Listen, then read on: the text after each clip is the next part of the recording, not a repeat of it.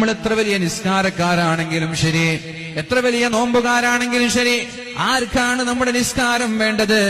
ആർക്കാണ് നമ്മുടെ നോമ്പ് വേണ്ടത്?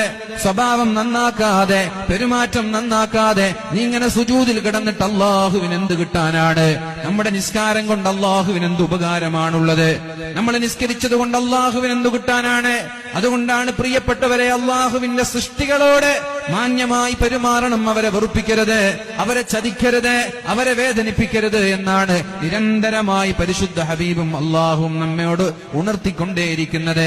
ആ ഒരു വിഷയത്തിൽ നമ്മൾ ഫോക്കസ് ചെയ്യുക. നിസ്കാരത്തിൽ ചെയ്യുന്ന ഫോക്കസിനേക്കാളും, തഹജ്ജുദിൽ കാണിക്കുന്ന ആവേശത്തിനേക്കാളും നമ്മുടെ സ്വഭാവം നന്നാക്കാൻ, നമ്മുടെ പെരുമാറ്റം നന്നാക്കാൻ, നമ്മുടെ ഇടപാട് നന്നാക്കാൻ നമ്മൾ ശ്രമിക്കുക. ഇത് നന്നാവാതെ ആ നിസ്കാരം ഖിയാമത്ത് നാൾ വരെ സുജൂദിൽ കിടന്നാലും അള്ളാഹു സ്വീകരിക്കൂല എന്ന് 100% ഉറപ്പ് തന്നെയാണ്. അതുകൊണ്ട് അതിനേക്കാളും ഫോക്കസ് ഇവിടെയാണ്. ഖൽബാണ് ശുദ്ധിയാവേണ്ടത്, ഹൃദയമാണ് ശുദ്ധിയാവേണ്ടത്. ഈ ഖൽബ് ശുദ്ധിയാവാതെ അസൂയയും പാരയും വൈരാഗ്യവും വെച്ച് എത്ര കാലം നടന്നാലും മുഅ്മിനീങ്ങളെ, അള്ളാഹുവിന് നമ്മുടെ ഒരു ഇബാദത്തും വേണ്ട.